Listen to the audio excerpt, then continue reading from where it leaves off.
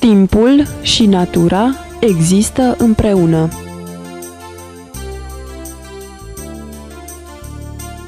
Sezoanele se succed ritmic.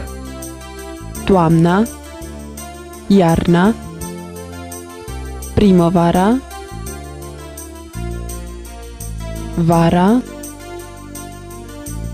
iarăși toamna, iarna, primăvara, vara. Și animalele se supun legilor timpului.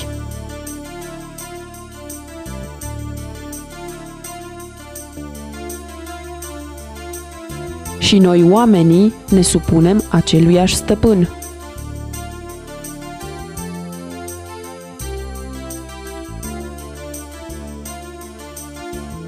În fragedă pruncie, apoi la școală,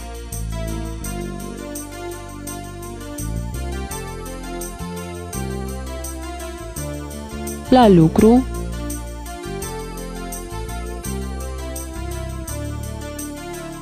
și chiar când suntem liberi.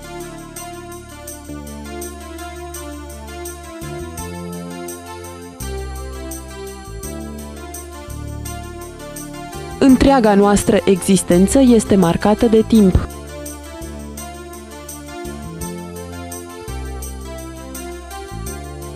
Există anumite ore la care putem merge în anumite locuri.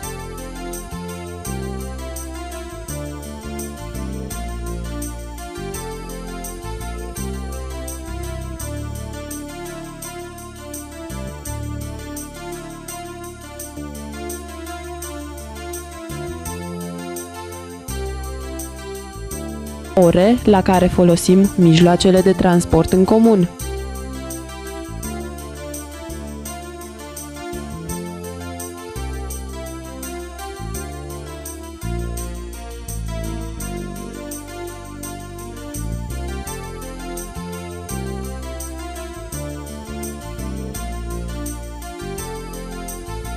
Pentru a putea ști ora, avem nevoie de ceasuri. Ceasurile, desigur, n-au existat întotdeauna.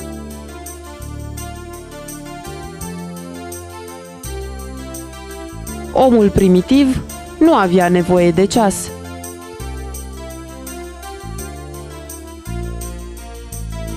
Dar, pe măsură ce civilizația umană a evoluat,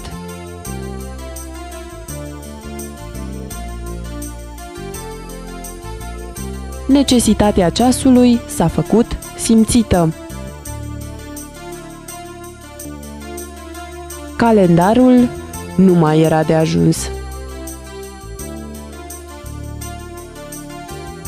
Și astfel a fost inventat primul ceas. Cadranul solar. Se știe că a fost folosit în Grecia antică, dar se pare că a fost inventat de chinezi prin 1500 înaintea erei noastre. Acesta arăta ora cu ajutorul umbrei proiectate.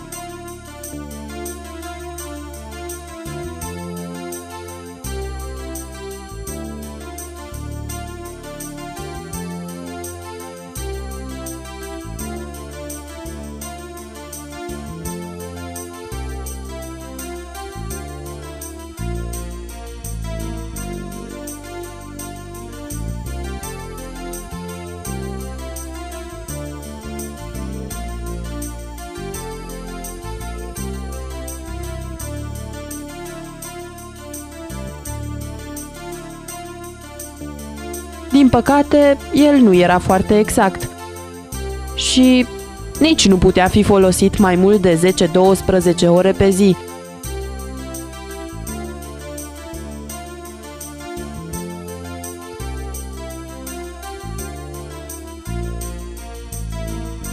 Și asta doar atunci când era soare. Tot în aceeași perioadă, o altă invenție folosită de greci, egipteni, chinezi și alte civilizații a fost ceasul cu apă. El consta din două vase, unul care era și gradat era umplut cu apă, iar apa se scurgea din el într-un ritm controlat.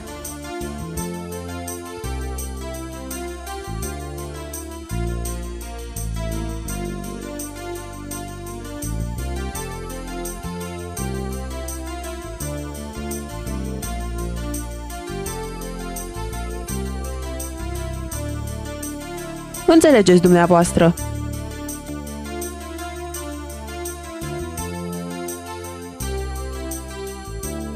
Mai târziu, grecii l-au numit clepsidra, adică hoț de apă,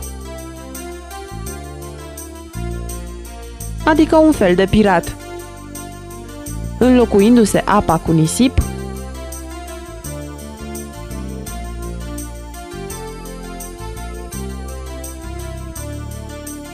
avem clepsidra pe care o cunoaștem cu hoții, cu toții.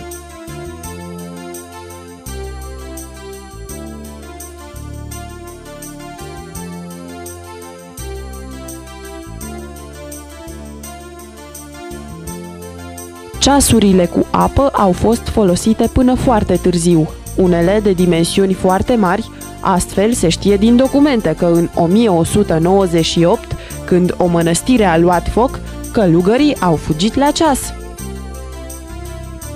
ca să ia apă. Mai aproape de era noastră și în primele secole ale ei, ceasurile cu apă au cunoscut o mai mare dezvoltare datorită posibilității de reglare a fluxului apei și datorită mecanizării.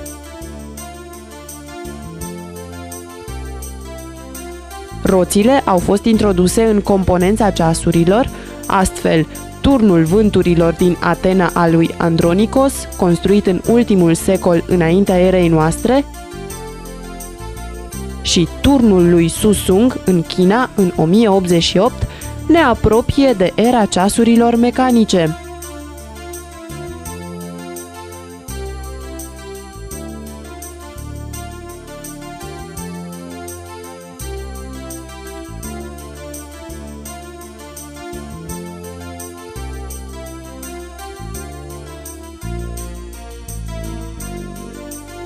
Desigur, cu rezerve când e vorba de dimensiuni.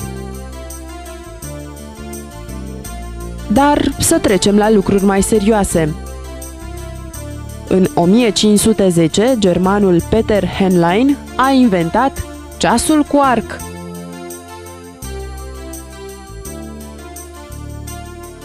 Dar primul ceas propriu-zis a fost cel cu pendul inventat de Christian Huygens în 1656. În următorii ani, Huygens a dezvoltat rotița cu balans și ansamblul de arcuri care încă le găsim în ceasurile de mână moderne. Pendulul a cunoscut un mare succes până în 1920, când cuarțul stimulat electric a permis ceasuri mai exacte, iar din anii 50 ai secolului trecut a început era atomică. Frecvența atomului de cesiu devenind standardul de azi. Ceasuri de mână, ceasuri pentru femei, ceasuri pentru bărbați, ceasuri deșteptătoare, ceasuri cu pendul, ceasuri cu cuc, ceasuri la telefoanele mobile, ceasuri publice. Avem nevoie de ele pentru că viața este inevitabil marcată de timp. E adevărat că uneori ora chiar nu contează. Dar uite că s-a terminat timpul.